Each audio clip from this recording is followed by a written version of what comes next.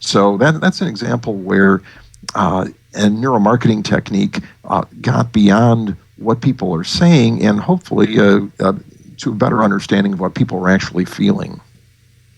Neuromarketing seems like a fabulous tool. Not only brain science, but a way to focus to enhance communication and to better understand what's going on. The way you're articulating it, that's what it seems like. It seems like it's an important science and it's a communication enhancer, and somehow that by using it and paying attention to it, how the brain is responding to things, that this is a whole other way to focus in enhancing communication and being effective at it. Well, I agree. And I think that one of the real promises of neuromarketing isn't just to develop better ads, which, I mean, if you can avoid subjecting consumers to ads that aren't appealing and don't have any positive effect, that's a good thing. But to me, the more exciting promise is developing better products. And the example I just gave about the appliance company, in that case, perhaps they were able to develop a better product by avoiding a feature that consumers really didn't want. I think right now it's being used in the movie industry and the video game industry to evaluate how people respond to different parts of games and movies and hopefully improve those products. And I think even in physical products like cell phones or anything else, you can get beyond the survey. You know, beyond giving somebody a mock-up and saying, gee, how do you like the feel of this? How does it look? You can actually get beyond that and see how people are really responding, which in some cases may be the same. But in a lot of cases, people can't articulate their feelings very well. And they may consciously do that by trying to spare the researcher a negative comment, or in some cases, they may not really be fully aware of their own feelings. And to me, that's the big promise of neuromarketing is the ability to get products that people really like and enjoy using. Do you feel that most of marketing still is dealing with accessing the logical brain too much? In other words, traditional marketing is still stuck in an old paradigm having to do with a sales model and getting through a decision-making process, where brain science is more focused in this context on getting at the emotive centers of the brain and what makes things light up and happen there.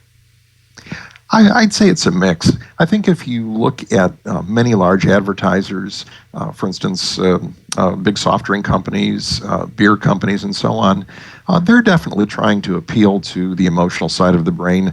When Coke advertises, and they spend hundreds of millions of dollars a year on advertising, they aren't trying to push product directly out the door. They aren't telling you about the latest deal on Coke or why it's better for you or anything else.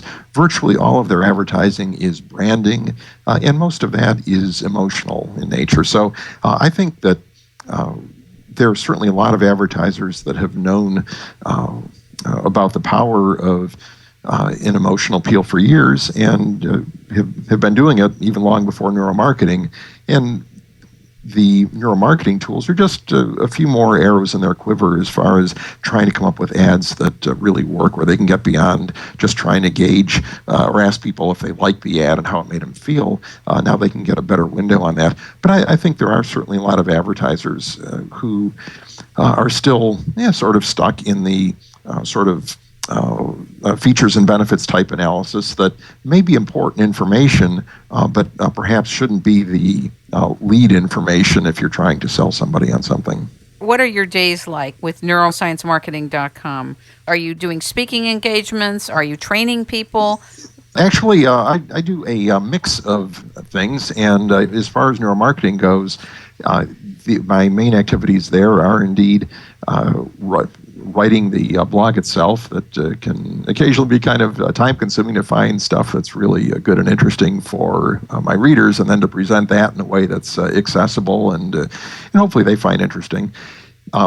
I do speaking engagements and private briefings. I do not provide any kind of neuromarketing service or brain scans or anything of that nature, which I think in certain ways is a plus, because I can comment on things rather dispassionately without having any real skin in the game, so to speak, where I would favor EEG over FMRI or vice versa, and so on.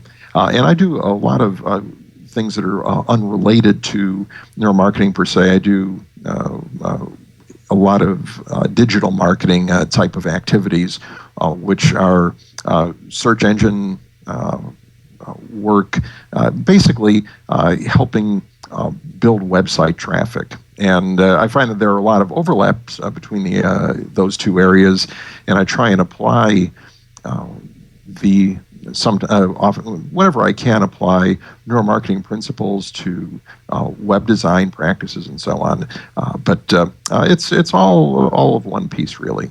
Do you have any mentors or people that you really look up to and respect who've influenced you in this area? Well, I don't know that I have mentors per se, but I think that there are certainly some researchers and others who are doing some great work. I think that Bob Cialdini, who is a professor who's written some great books on the psychology of persuasion, really has done some wonderful work.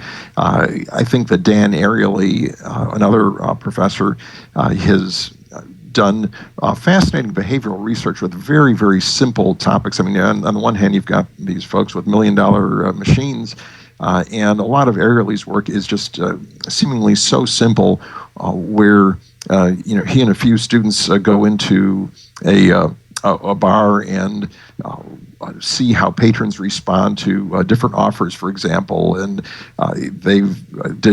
and again, you wonder about research fixation on beverages, but they did a little study with beer and how people would react to samples, and if they were presented with the ability to make their sample choices publicly or privately sitting around a table. And interestingly, they chose differently.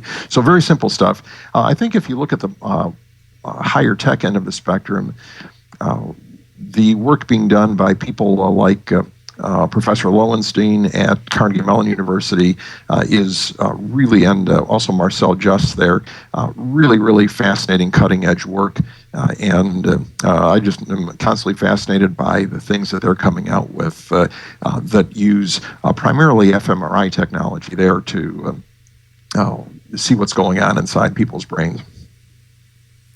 I really want to thank you for taking time today and coming to talk with us about neuromarketing, where brain science and marketing meet. Roger Dooley is the founder of neurosciencemarketing.com, neuromarketing, where brain science and marketing meet. And he may be reached at what number? What is your phone number? 574-968-4172. For those of you that have remaining questions about neuromarketing, would like to know more about it, feel free to go to his website. Also, feel free to comment on itsrainmakingtime.com. Send us emails. We can also forward it to him. And if we need to come back, or you would like us to come back and do a part 2 with Roger, we'd love to do it. Roger, thank you so much for being on the show today. Well, thank you, Kim. It was a pleasure.